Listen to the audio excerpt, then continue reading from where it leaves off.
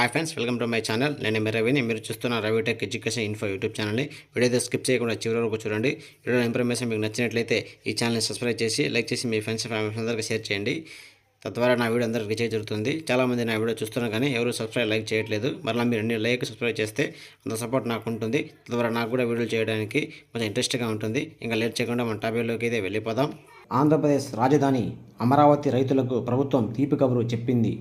మొత్తానికి రాజధాని అమరావతి నిర్మాణానికి భూములు ఇచ్చిన రైతులకు పెండింగ్లో ఉన్న వార్షిక కౌలుకు సిఆర్డీఏ చెల్లించబోతోంది. అమరావతి రైతులకు కౌలు నిమిత్తం ప్రభుత్వం ఓటాన్ అకౌంట్ బడ్జెట్లో 400 కోట్లు కేటాయించింది. ఆ నిధులన్నీ సిఆర్డీఏకు విడుదల చేస్తూ పాలనాపరమైన అనుమతులు కూడా జారీ చేశారు. అంతేకాదు, అమరావతిలో ప్రస్తుత హైకోర్టు భవనం ప్రాంగణంలో అదనపు నిర్మాణాలకు సంబంధించి 13.33 కోట్లను సిఆర్డీఏ విడుదల చేసింది.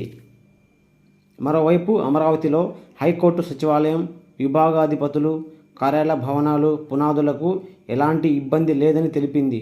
5 ఏళ్లుగా నీళ్లలో ఉంటూ ఎండకు ఎండుతూ వానకు తడుస్తున్న నివాస భవనాల టవర్లు పటిష్టతపై చెన్నై, హైదరాబాద్ ఐఐటీలకు చెందిన నిపుణులు క్లారిటీ ఇచ్చారు. ఆ భవనాలు పునాదులపై అధ్యయనం చేసిన 2 ఐటీఐలు నిపుణులు బృందాలు ప్రాథమిక నివేదిక అందజేసినట్లు సమాచారం. 1-2 రోజుల్లో తుది నివేదికను అందజేసినట్లు తెలుస్తోంది. అమరావతిలో మొదలైన హైకోర్టు సచివాలయం, విభాగాధిపతుల కార్యాలయ భవనాల టవర్లు పునాదులుగా 5 ఏళ్లు నీటిలో ఉన్న సంగతి తెలిసిందే.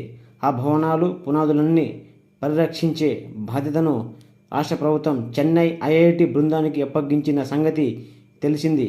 అయితే చెన్నై ఐఐటి నిపుణులు ఇటీవల ఆ భవనాల పునాదుల్ని పరిశీలించారు.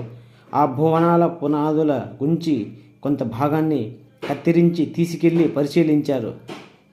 పటిష్టతపై అధ్యయనం చేశారు. ఈ భవనాల పునాదులు పటిష్టంగానే ఉన్నాయని, అయితే 5 ఏళ్లుగా బయటకు కనిపిస్తూ తుప్పుపట్టిన ఇనుమును తొలగించి క్రిమినల్ ట్రీట్మెంట్ చేసి భవన నిర్మాణాలు మళ్లీ కొనసాగించవచ్చని ఐఐటి నిపుణులు ఓ క్లారిటీ వచ్చినట్లు తెలుస్తోంది.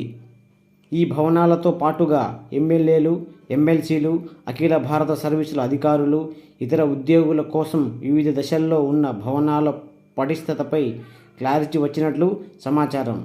హైదరాబాద్ ఐఐటి నిపుణుల బృందం ఈ భవనాలను పరిశీలించి వాటికి కూడా ఎలాంటి ఇబ్బంది లేదని, మళ్లీ నిర్మాణాలు కొనసాగించవచ్చని ఆ బృందం క్లారిటీ ఇచ్చినట్లు తెలుస్తోంది. మరోవైపు శాసనసభ, హైకోర్టు సచివాలయం, విభాగాధిపతుల కార్యాలయాలు భవన నిర్మాణాన్ని అప్పటి నుంచి టీడీ ప్రభుత్వం మొదలుపెట్టింది. గత 5 ఏళ్లుగా ఆ నిర్మాణాలు ఆగిపోగా మళ్లీ కూటమి ప్రభుత్వం ఆ నిర్మాణాలు పూర్తి చేయాలని కసరత్తు చేస్తోంది. ఈ మేరకు భవనాలకు ఆర్కిటెక్చర్, డిజైన్లు, సేవలు అందించేందుకు సిఆర్డీఏ టెండర్లు ఆహ్వానించింది. వచ్చే నెల 4వ తేదీన మధ్యాహ్నం 2 గంటలలోపు బిడ్లు దాఖలు చేయాలని సూచించింది ప్రభుత్వం. వచ్చే నెల 4న సాయంత్రం టెక్నికల్ బిడ్లు ఓపెన్ చేస్తామని ప్రభుత్వం తెలిపింది.